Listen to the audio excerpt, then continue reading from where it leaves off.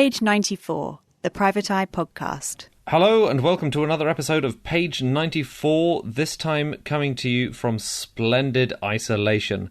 My name is Andrew Hunter-Murray, and this week we are going to be talking about the only story anyone has been talking about for a long time. I refer, of course, to Meghan and Harry. No, not really. It's coronavirus, just like everything else.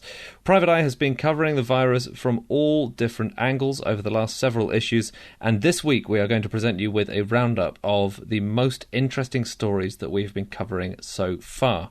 We're going to be starting off with Phil Hammond, aka MD, Private Eye's medical correspondent, who has been writing reams of copy for Private Eye, all about the different aspects of the disease, how it's proceeding in this country and others. He'll be talking about the mistakes he made, as well as the things he got right, and even some reasons to be cheerful. I'll also be talking to several more of Private Eye's correspondents about how the coronavirus has impacted their own specialist areas of knowledge, things like housing, education, social media, the street of shame, and, of course, Europe. But first, Dr. Phil Hammond, otherwise known as MD. I started off by asking him how he's been. I'm coming to the end of self-isolation, but still working as a doctor because I'm doing Skype consultations. So I volunteered bravely. I'm actually an associate specialist in paediatric chronic fatigue, which includes a lot of post-viral fatigue. So I'm expecting a huge spike in business further down the line. I'm 58, I have high blood pressure, but rather boldly said I'd go back to the front line. And my consultant said, you're far too high risk, all you'll do is make the statistics worse, which I thought was very funny. But nice that some parts of the NHS are looking out for older doctors, saying actually it's not safe for you to be on the front line. Right. And some aren't, and some people perhaps a bit heroically are going at the age of 84 onto the front line and have sadly died. But they don't want me on the front line. But I'm doing Skype consultations, which I'm enjoying. And the kids I treat with chronic fatigue syndrome quite like technology, so they're very happy and relaxed. So maybe that's the future. You'll see your doctor with Skype. And so you've been writing enormous proportions of Private Eye for the last few issues, increasingly. The graph of MD and Private Eye is one of the exponential graphs we've been seeing a lot of. So when we emailed each other, before this, we were saying that we might talk a bit about not exactly reasons to be cheerful, but what we've learnt so far. Could you tell us a bit more about that? It's really interesting that medicine now tries to operate on what we call a learn, not blame culture. So there's been a big patient safety movement. And if you go back to the very beginnings of my writings for Private Eye in 1992, I broke the story of the Bristol heart scandal, which became then the largest public inquiry in British history. It'll soon be overtaken by the coronavirus inquiry, I'm sure. But because I didn't have any journalistic training, I broke that story very brutally and harshly. I talked about my local heart surgery unit was known as the killing fields and the departure lounge, and babies were dying and suffering brain damage, and did it in such a brutal way that the hospital drew up the drawbridge and didn't engage at all, and lots of bad stuff carried on happening. I'm getting a slight sense of this is happening with this particular outbreak. So clearly mistakes have been made, but the politicians and the advisors to the government can't admit to them because they're being eviscerated every morning on Good Morning TV or whatever. And so we're not in a situation where we're learning fast enough. And I think we need to be honest. And so I thought I'd kick off by saying I called this wrong to start with. I didn't think there would be a pandemic. I thought a bit like SARS in 2003, we would stop it.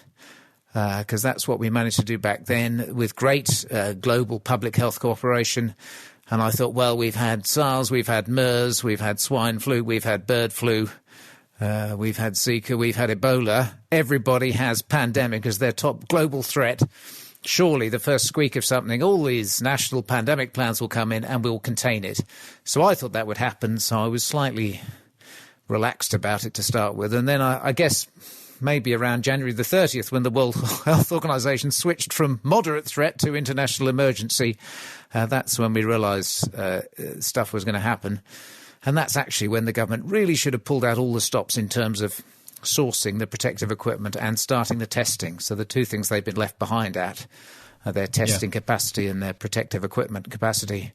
And they should really admit to that and say, I'm sorry we got that wrong. But they just can't. They keep talking nonsense, saying we've got all the equipment, everything's fine, and we're the world leaders in this, and it's clearly nonsense. And if you lose trust, that then makes it very hard for people to follow you over the next 18 months, which is probably what we're going to need some sort of social distancing for a while yet. Yes, again, it feels like the early stages still, although I think most of us haven't really adjusted to that awareness yet, that this is going to go on for quite a lot longer.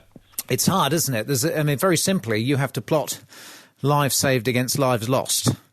And there will be lives lost through the measures. And as I reported in Private Eye this week, there's evidence now that people are delaying seeking help for heart attacks, for strokes, for appendicitis, for sepsis, because that message of stay at home, save the NHS, save lives is so powerful. People are frightened to go outside, and they're not even seeking help in those emergencies. And there's also the obvious indirect effects of austerity, which we know always kill people, particularly the poor. So somebody has to show us both sides of the model. They haven't even released the coronavirus side of the model. They also need to release the other side of the model that says, look, these are the potential harms, because everything is a risk-benefit analysis.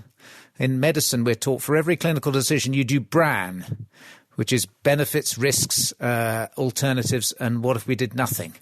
And we need that same level of disclosure for the government to say, look, this is what we're doing. It is uncertain.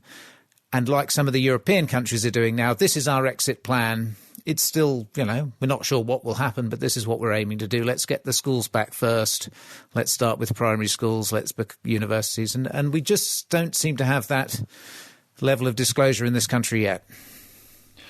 That, just to go back briefly to what you were saying about other deaths happening, not linked to COVID-19. So you quoted Professor Carol Sikora saying that 450 people die every day of cancer in the UK, and there's no peak there, as it were, and the numbers are not coming down.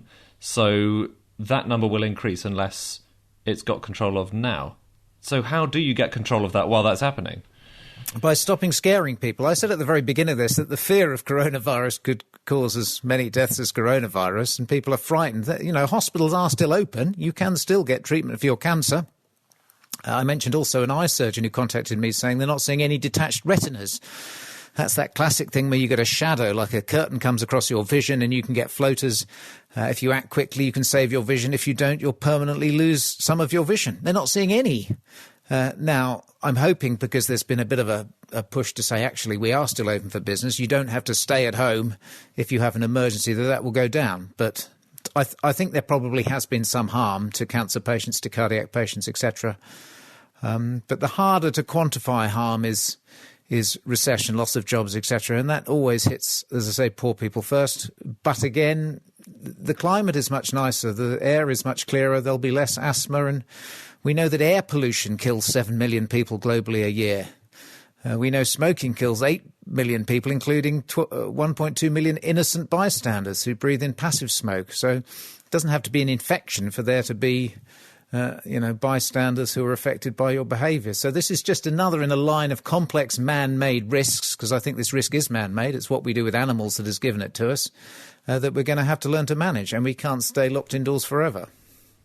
Yes. Although, just to be clear, as you say, the risk is a thing that's man-made. It's not the virus. Just to be super clear, because we don't want to start anything. Yeah. But it is interesting. I mean, we know that... and to be fair to the virus, it doesn't want to kill us. Viruses Peter Medawar, who's a Nobel Prize-winning immunologist, said that a virus was a bit of bad news wrapped in a protein. And that bad news either comes as RNA or DNA. But to be fair, it doesn't want to kill us. It just wants to replicate. It exists purely to replicate. And the reason it's fatal at the moment is that it's jumped species. It didn't want to jump species, but probably... what we do to horseshoe bats in live animal markets seems to have allowed it to cross to humans. Sometimes it goes via another animal, where various mutations then allow it to skip again. And it's arrived in a situation that our immune system's never seen it before. So that bad message is particularly bad for us because we can't react to it. And interestingly, a lot of the deaths are because the immune system then overreacts.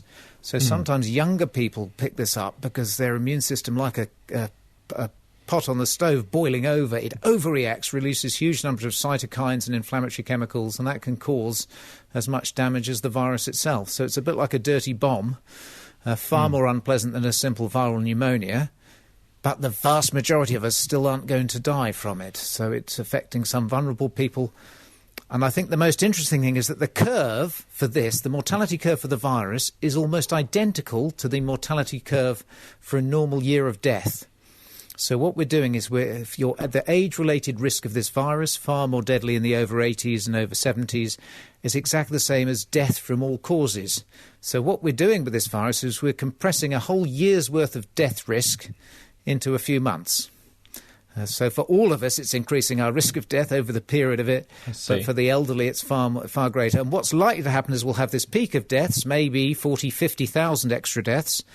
But then in the summer, there'll be a dip in deaths because some of the people who die would have died later in the year from other causes. So it may be when we get to the end of the year, normally we have around 600,000 deaths.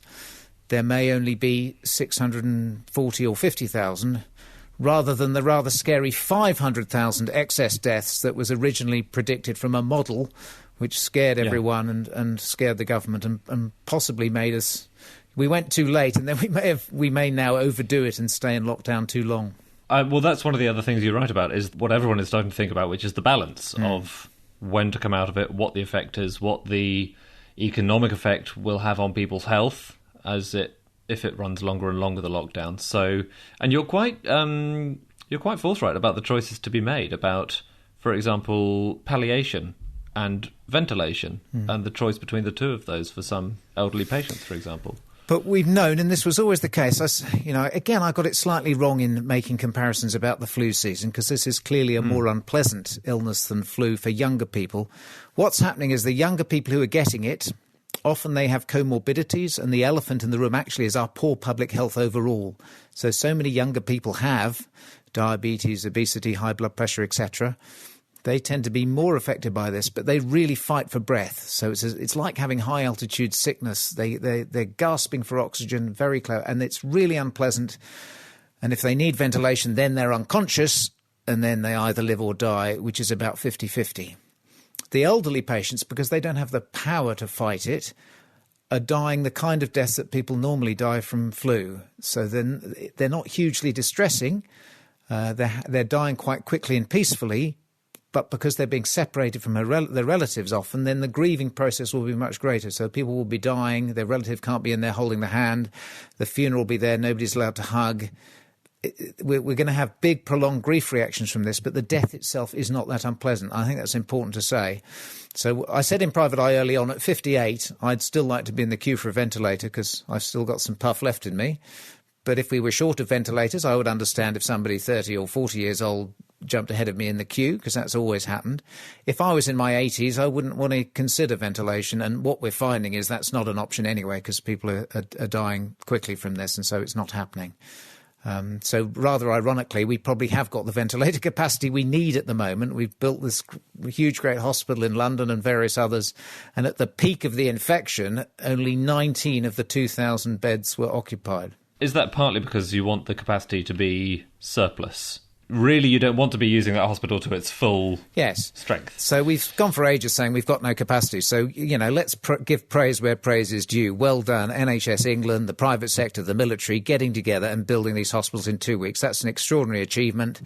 They also cancelled loads of routine operations. They freed up the beds, and good for them. They deserve a lot of credit. NHS England actually got onto this in January. They were ahead of the curve. They were ahead of the government. They were ahead of Public Health England, I think. And they come out of this with credit.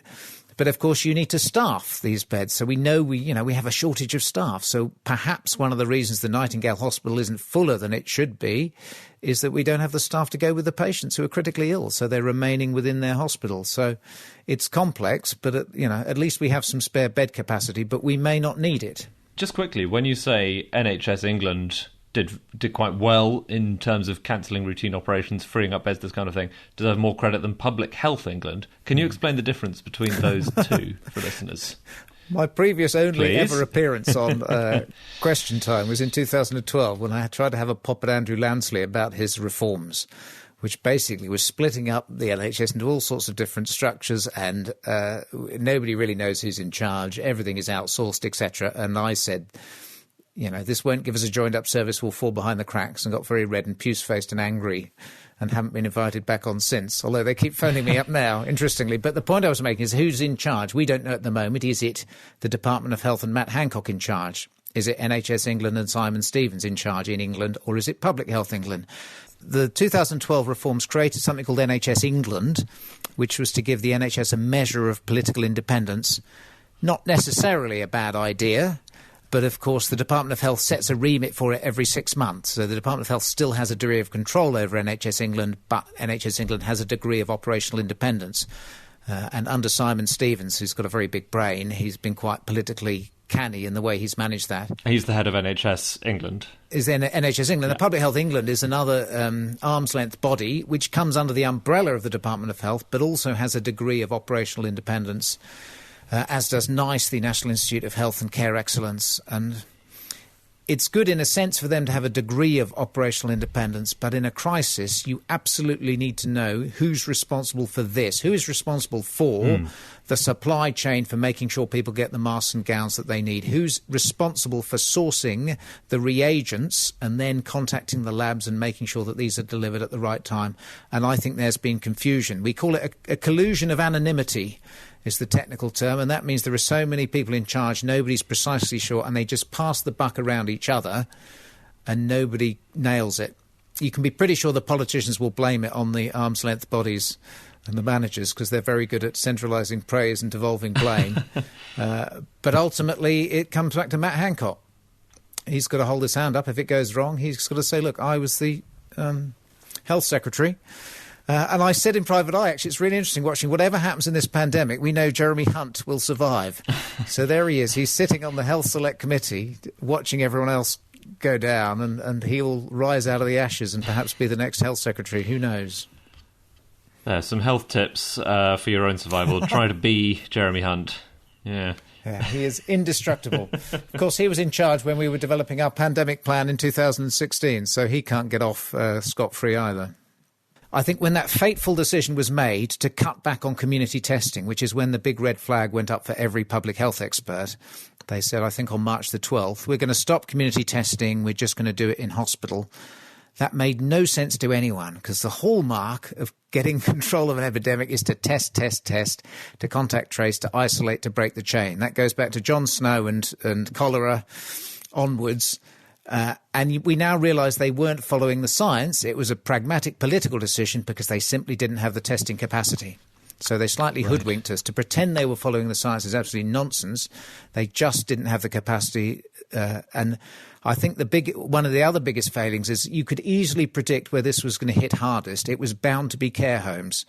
If you look at what happened in Italy, is that people went skiing, which skiing, interestingly, is the start of all this. But then they went home to Italy, a fairly rich area, but where 2 or 3 or sometimes 4 generations of the same family live in one house, a fair amount of smoking, poor air quality, but actually quite an elderly population because of the Mediterranean diet. And it just spread very, very quickly. So we knew early on the riskiest place to be with this is probably in a care home or actually locked in a cramped home. You know, if there are 12 of you all in one home self-isolating and cross generations, that's quite dangerous, as it was in Italy.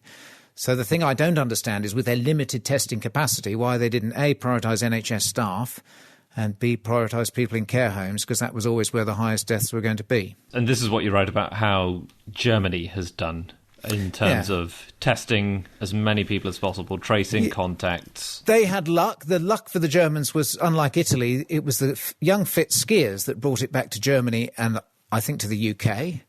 And if we're going to blame anyone, we should blame Neil Diamond, because if you've ever been skiing, everyone in après-ski gets round in the bar and sings Sweet Caroline and hugs each other. He's actually released a version of this, Sweet Caroline, where it's got the lyrics, not holding hands, not touching me, not touching you, which sounds very peculiar. So people, young fit people, all sweating from all nationalities, from China, from Russia, from Europe, all getting together, sweaty après-ski. And I have friends who went skiing in December who got symptoms of sounding very similar to this. We'll never know, but some of them got bad symptoms and lost the sense of smell and taste, which sounds very like this. So this was well out of the bag before China admitted to it. But then in Germany, because the younger people got it first and they tested them and broke the chain, these were the super spreaders, young, fit people with no symptoms, spreading it round to grandma over Christmas, etc. Germany clamped down on that, whereas we didn't. And you look in one of the eyes, we wrote about patient zero, came back from skiing holiday, shared a chalet with a GP, and Public Health England weren't on it at all. And, lots of spread would have happened then. So he was getting in touch with people saying, I think I might need to be tested for this. The reason I was a bit too overconfident is we have some of the best public health experts and epidemiologists in the world. And in fact, Adam, one of our other journalists, wrote that, when people looked at our preparedness for this, not the pandemic plan of 2016, but in terms of our epidemiology and public health, the UK was ranked second in the world, ironically, just behind America, who've made an even bigger pig's ear of it. So I thought we have these... I don't understand why we weren't onto it quickly enough, but it's quite interesting. Apart from Germany, the other countries who were onto it quickly are the ones who experienced SARS in 2003 and realised what an unpleasant infection it was, had a 10% mortality rate, the same horrible symptoms of drowning in your own lung secretions and very rapid death. And they knew very quickly that this was dangerous. So, automatically they were doing temperature checks at airports, they were making people wear masks, and they were doing rapid screening and isolation. And that's proven to have reduced deaths.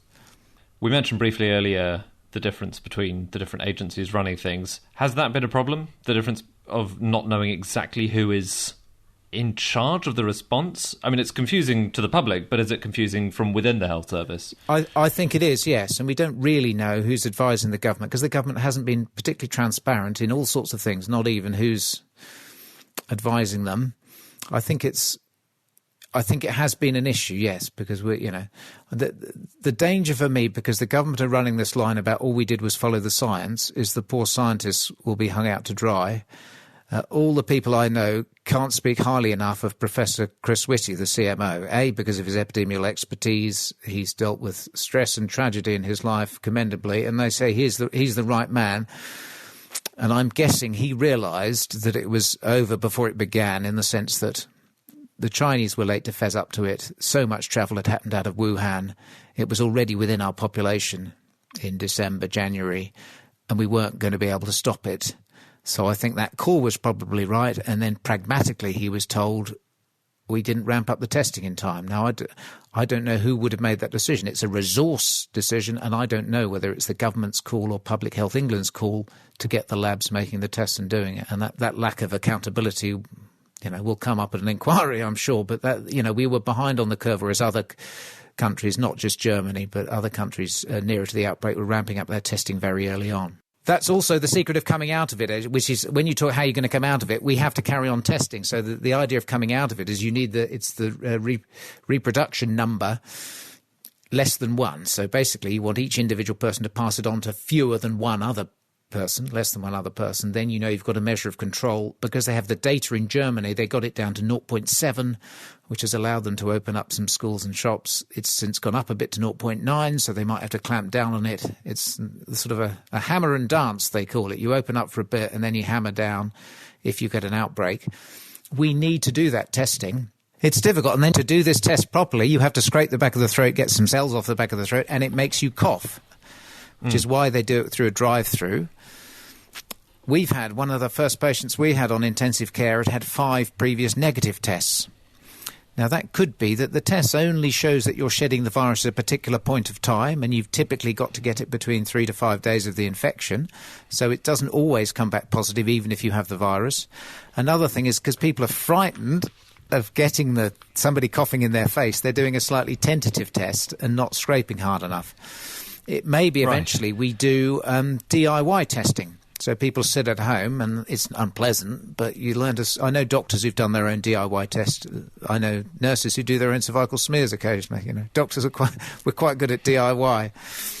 And maybe that will be the future, is we'll send these kits out to people's homes and get them to swab themselves, and that will give us more reliable data. But we can't move out of this until we have the data. Until we know that our reproduction number is less than 1, we can't start ending lockdown.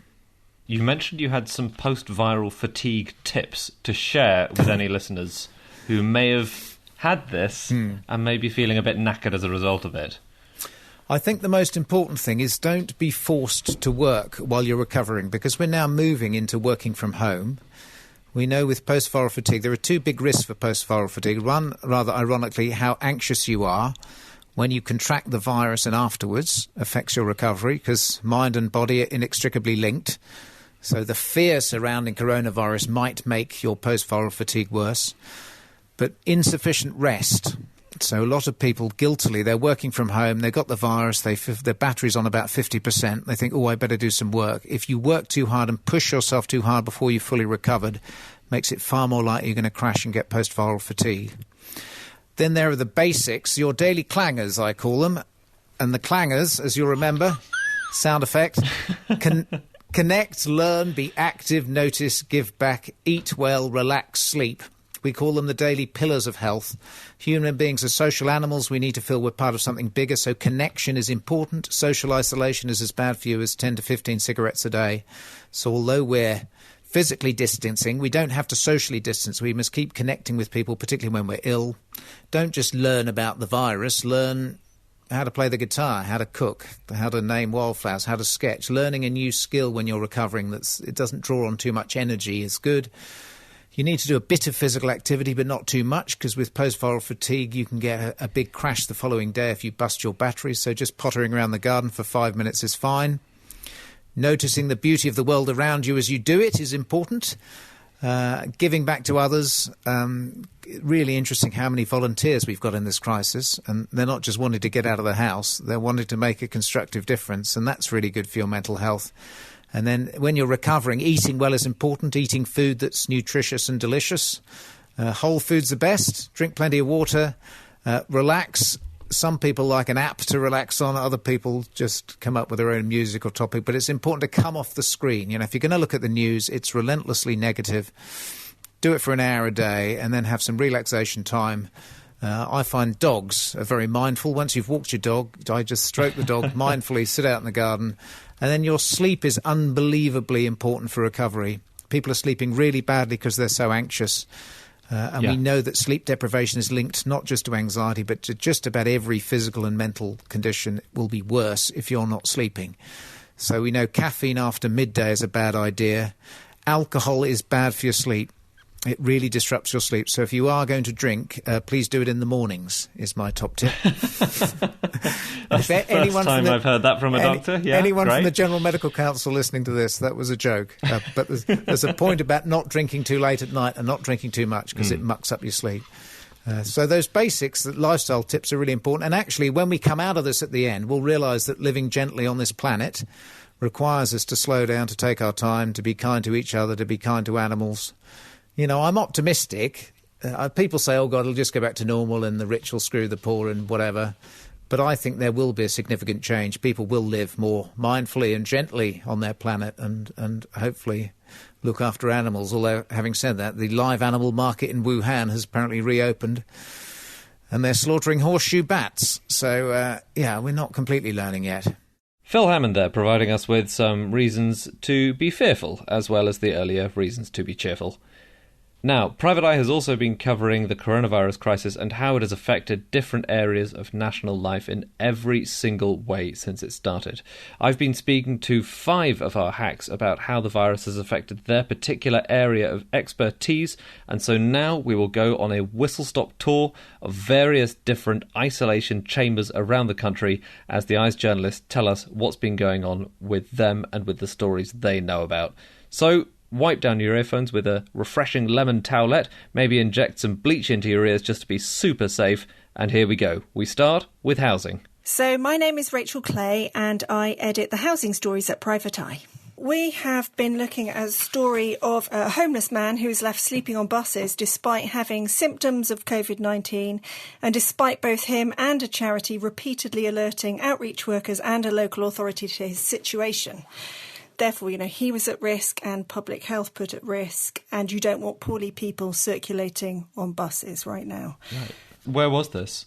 This was in East London. Now, the context of this is that a long time ago, about just over a month ago, in fact, the government had a target to end rough sleeping, and it was by the end of the Parliament.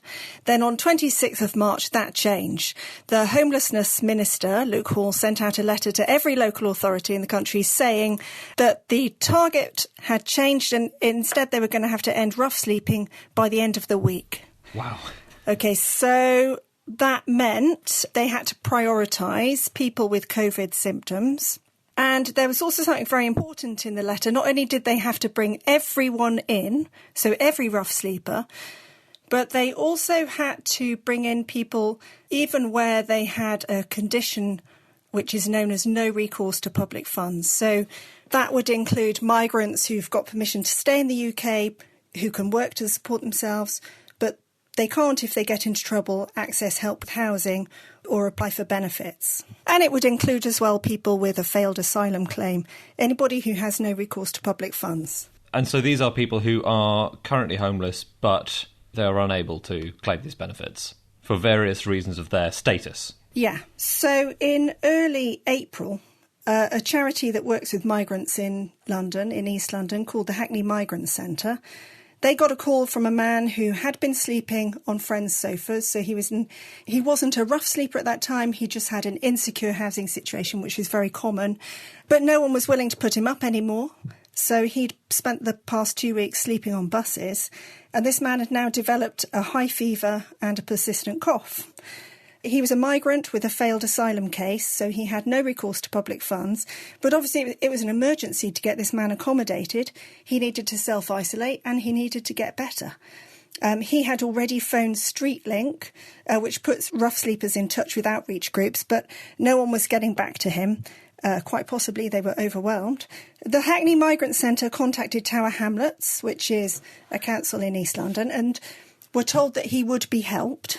But when Hackney Migrant Centre spoke to the man later, they got a different story. Apparently he'd been told that they couldn't help him because he had no recourse to public funds. They then phoned Tower Hamlets again and again, but they couldn't get through. So they tried StreetLink again. This time an outreach worker did make contact with the man, but they said they had nowhere to put him because their places for people who had symptoms of COVID were all full up.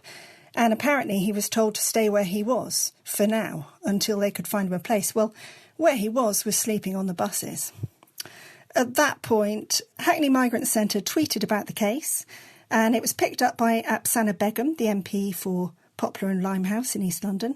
And lo and behold, she did manage to get through to Tower Hamlets and get someone to pick up the phone.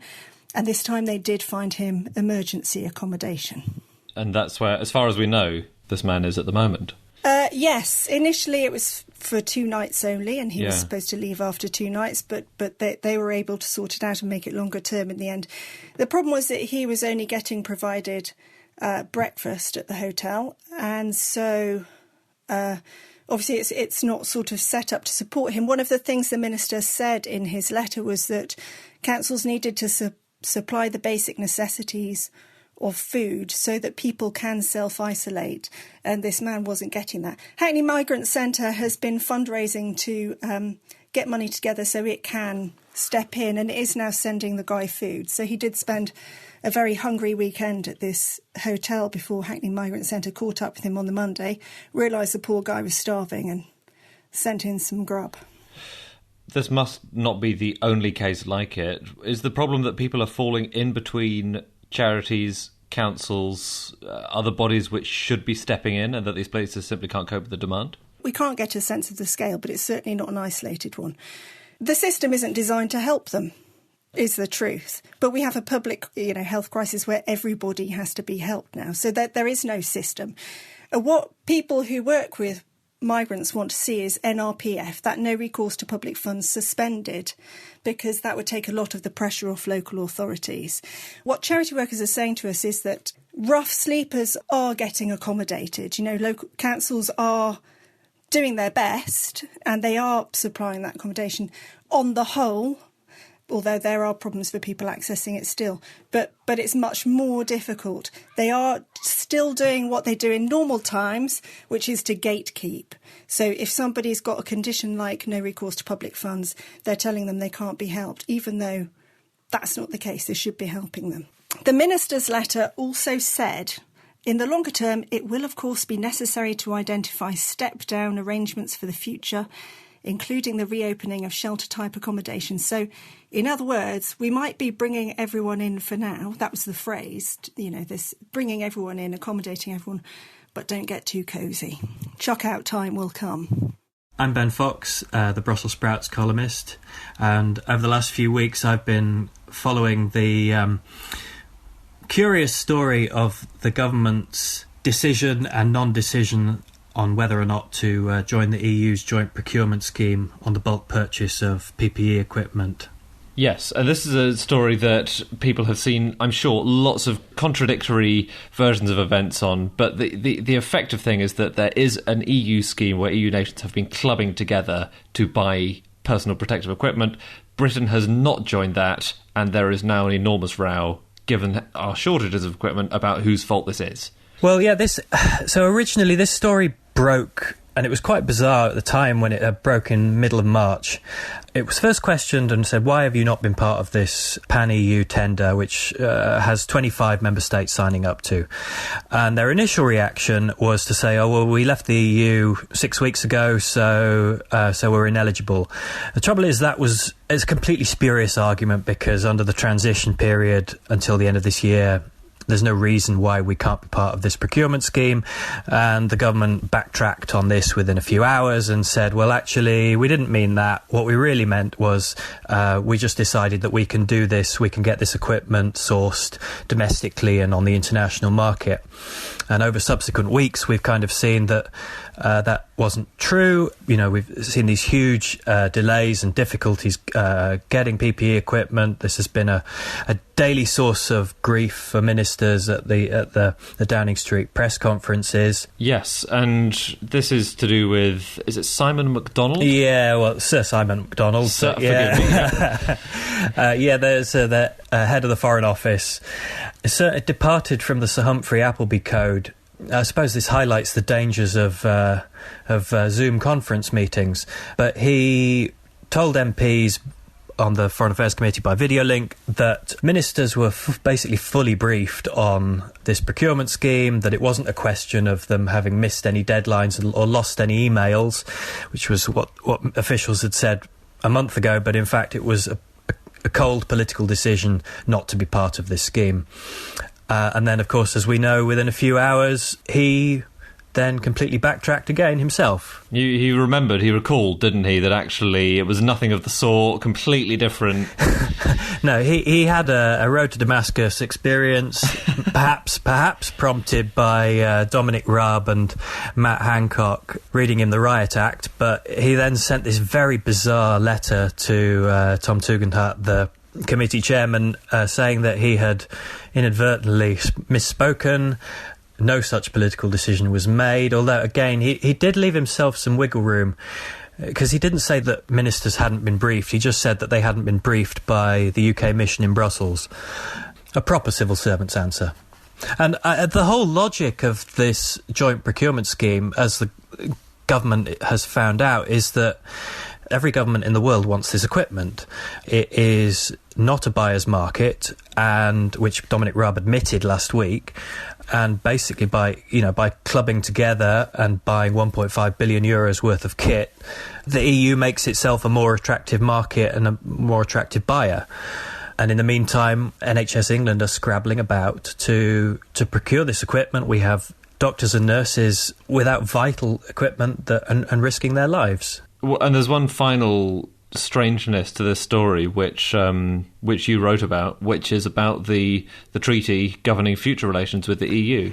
It's too bizarre, frankly. I mean, the irony is that the Johnson government obviously seems to believe that joint EU procurement is either pointless or is, for some reason, politically toxic. I don't understand that logic myself, but despite this, it still wants to include joint procurement of medical devices and equipment in the treaty that will govern future EU-UK relations. I mean, the draft treaty that has been discussed by David Frost and Michel Barnier over the last few weeks does specifically include a section on health security cooperation that would basically put joint procurement schemes in a future UK-EU treaty. So it's kind of bizarre that the government is actively lobbying for this to be part of a future treaty when we're in the middle of this horrendous pandemic and it's choosing to stay out for what appears political reasons. So it wants the right to do this in future, despite the fact it hasn't actually done this now when it would have been useful.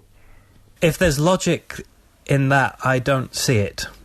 I'm Jane Mackenzie. I'm a reporter for the In the Back section of Private Eye normally, and I'm currently writing stories about education in the time of coronavirus. Jane, you have a story about education and about video lecturing, if you like, in this week's issue of the mag. Can you tell us a bit more about it?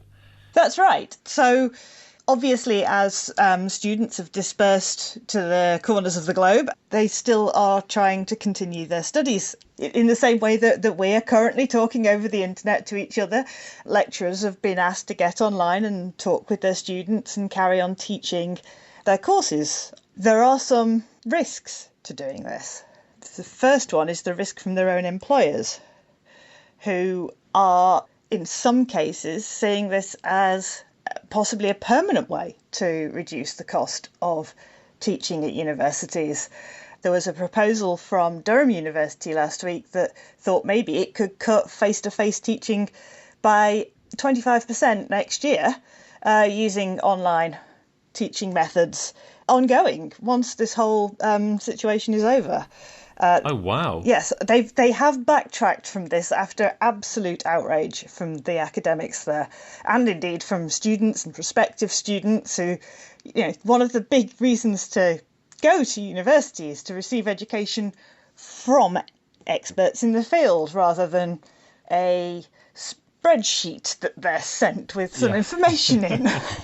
And is one of the ways that you would save money, I guess, it's not quite saving on staff room tea and biscuit costs, is it? Is it that you're able to hire fewer people? Is it that you're outsourcing?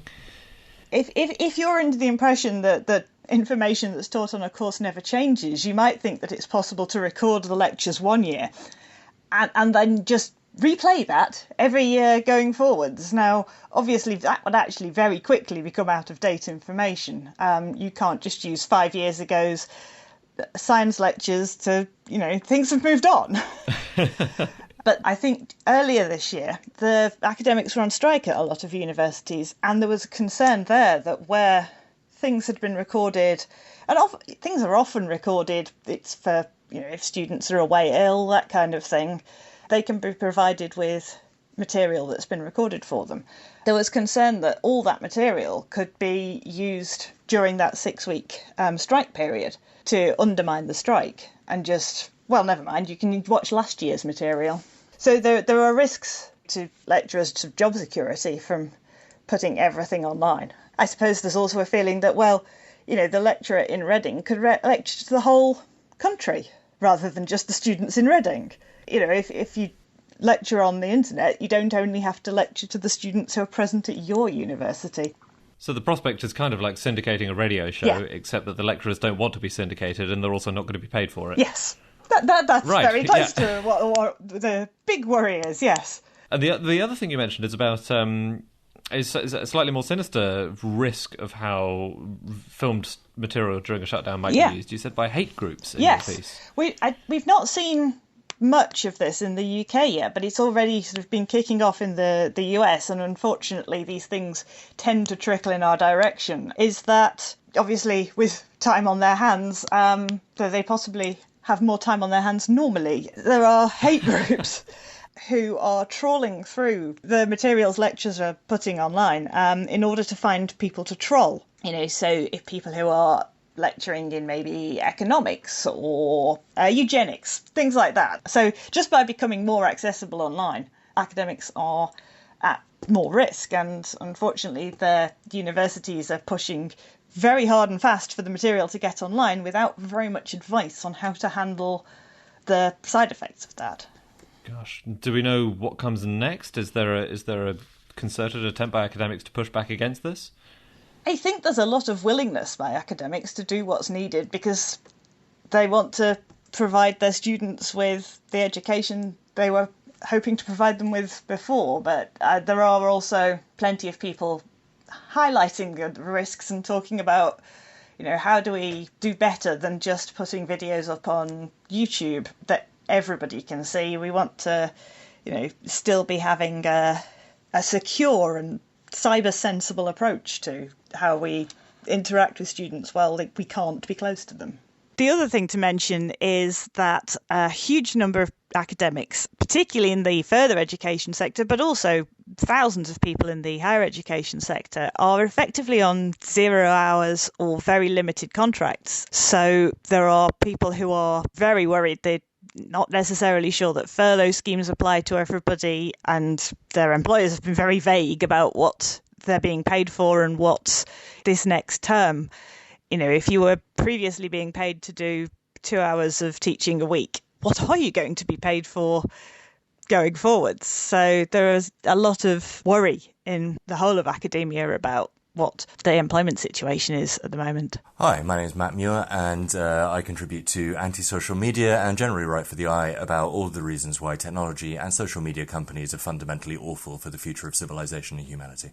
Matt, apparently, I read from you and colleagues in The Eye that this has been quite a good crisis for various social media companies.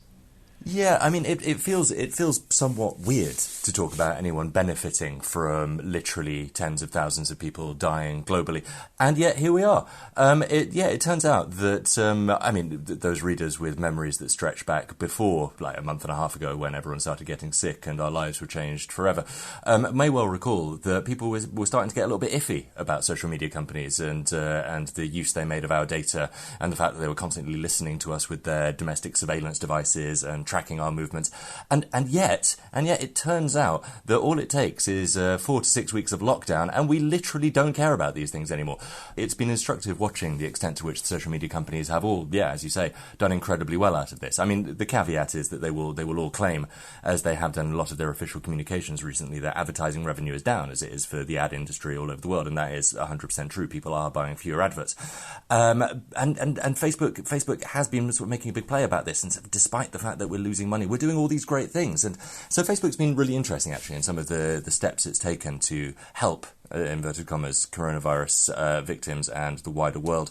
It's given grants to small businesses. It's dedicated several tens of millions of dollars that are available for small businesses around the world to apply for. It's been using data that it collects on people to help track the spread of viruses across national borders and indeed within countries. And it's also been giving free devices to NHS workers. It recently gave over 2,000 of its domestic surveillance device called the Portal to NHS and frontline workers to help them stay connected and things like that. So, doing loads of really good things, and all this while still losing ad revenue.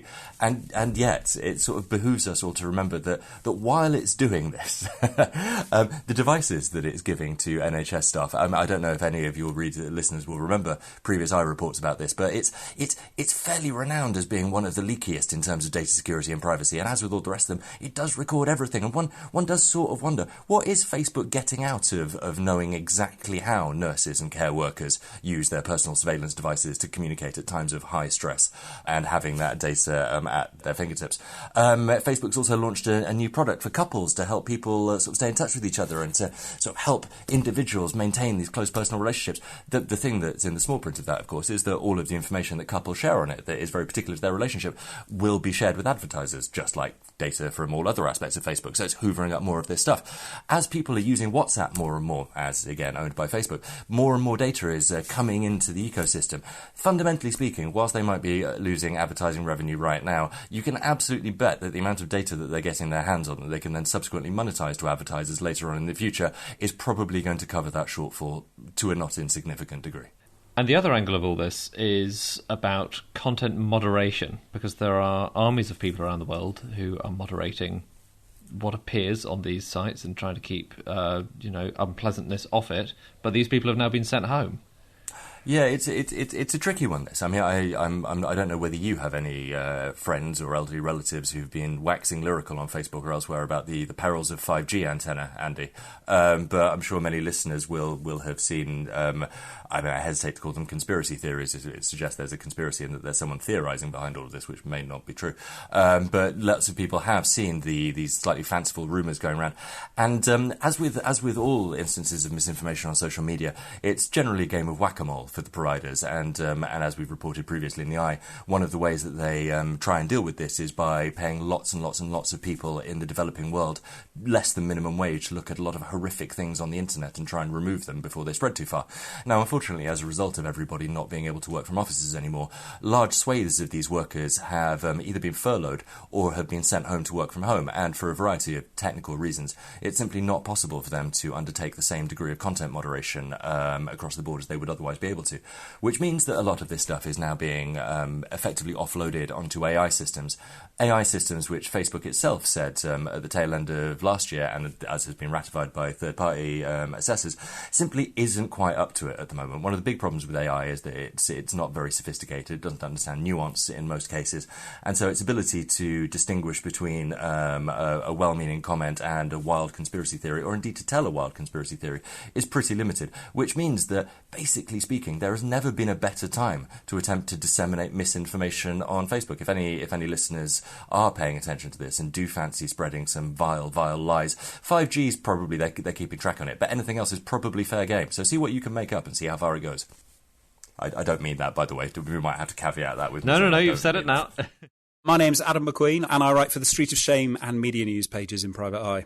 Adam, tell me all about John Witherow. Well, this was slightly amazing. There's this bizarre thing at the moment when you're working on Street of Shame. We've always had a thing where you meet up with journalists from certain newsrooms and you say to them, so go on, what's the gossip from your place? What's been happening? And quite often they say, we don't know, we find out everything from Private Eye. But that's happening even more at the moment because newsrooms effectively don't exist. Most people are working from home. So you're not kind of getting the full-on editorial meltdowns and things that everyone witnesses and then rushes to the phone or to their secret email accounts to tell us about. But one thing that did come through sort of loud and clear was this amazing memo which John Witherow, editor of The Times, that great paper of record, sent round to all staff. And when it first arrived, first copy I saw of it, I thought this cannot possibly be true. This must be fake. And then another one arrived. And then a colleague of mine, chap called Andy Murray, I don't know whether you know him, he also received a copy of it. An all-staff message to everyone at the time saying some useful tips on dodging the virus, advising people to take sips of warm water every 20 minutes because it keeps your mouth moist and washes away any of the virus that's entered your mouth, to gargle with an antiseptic in warm water in vinegar or salt or lemon. It was the exact same nonsensical thing that had done the rounds of, everyone's mad aunt on WhatsApp the week before. And it was just extraordinary. And you even, the swiftest look at the Times' own archive, they had dismissed those very claims as nonsense about a week before, and advised people to ignore any messages they got on social media saying so. So that was quite a spectacular one. But it's not all useful information that we've been disseminating. I think we should point out we've had some great fun snark as well. And that is where I wanted to bring in Amanda Platel. Oh, Amanda Platel. Your close personal friend. Oh, yeah, we're on each other's Christmas cards list, definitely. I'm not sure if you will be any longer after this. Yeah, it was. This was one of your stories from last issue. The fictional Private Eye columnist Glenda Slag was originally created in the early 70s to parody long forgotten figures from long before you were born. People like Jean Rook and Marge Proops, and then later on Linda Lee Potter. But Glenda Slag's thing is that she will say one thing in one paragraph and an entirely opposite thing in the next paragraph. That style of journalism has sort of fallen away a bit in recent years, but then suddenly it's back in full effect with Amanda Platel, who managed to go within the space of 4 weeks in her Saturday column in the Daily Mail from saying she refused to be shamed for stockpiling stuff, boasting about having spent £527 on a home delivery from Tesco, in which she had 27 loo rolls and 24 cans of baked beans, and said, it's going to be me that's having the last laugh. To 2 weeks later saying, who are these appalling people who are stripping the shelves so that our hero NHS workers can't get anything when they come off shift and go to the supermarket? And you sort of thought, well, that was good enough anyway. But then on the day before we went to press, she was back again, unbelievably, denouncing her neighbour for stockpiling loo rolls, the very, very thing that she had been boasting about just a few weeks before. So, that was straight in. It was slightly unbelievable. It was one of those ones where you have to go back and actually read everything 3 times to make sure you haven't missed something, and that someone is actually being quite as blatant as they appear to be. Lots of newsrooms are closed now, and as you say, it's harder to get gossip. Are you concerned? No, not so far. I mean, the other thing that we do in Street of Shame is simple dissection of stuff that we haven't heard on the Hush Hush. It's just actually been published in newspapers and is still nonsensical and appalling. So this most recent issue, I did a large hack watch on. Well, we called it All Hail the Dear Leader. It was that moment when Boris Johnson went into hospital and suddenly our press, or certainly the right-wing press, suddenly just turned into the Pyongyang Daily. It was just absolutely extraordinary. I wonder if actually now that he's okay and out of intensive care and recuperating, people like Alison Pearson are slightly embarrassed about the stuff they wrote about. Actually, I'm saying, when I said that, I realised what a ridiculous thing it was to say. Alison Pearson is utterly unembarrassable. But how is Boris? For millions of people, that was our first thought upon waking yesterday, and our last thought before we fell asleep the night before. It's rare for a politician to inspire such emotion, but Boris is loved, really loved, in a way that the metropolitan media class has never begun to understand. That will be Alison Pearson, professional journalist for the last 30 years, married to the film critic of The New Yorker, and in no way, of course, representative of the metropolitan media class. But it was the next bit that was just absolutely straight from the Kim Il-sung playbook. Make no mistake, the health of Boris Johnson is the health of the body politic and, by extension, the health of the nation itself. His health is our health. If he can defeat coronavirus, then so can we. A lot of people, even this far into this, don't seem to understand how viruses work. Adam McQueen there. My thanks to him and to all our contributors today, Jane McKenzie, Rachel Clay, Matt Muir, Ben Fox, and, of course, Phil Hammond. We'll be back again next month with another podcast, maybe from isolation chambers, maybe not. There's no way of telling at the moment. Until then, we hope you remain well. If you'd like to hear more about any of the stories we've been discussing today, and literally dozens more fascinating stories about how Britain works in the time of coronavirus, you can get a subscription to Private Eye magazine by going to private-eye.co.uk and following the button which reads subscribe. That's it for this time. Thank you very much again for listening. Goodbye.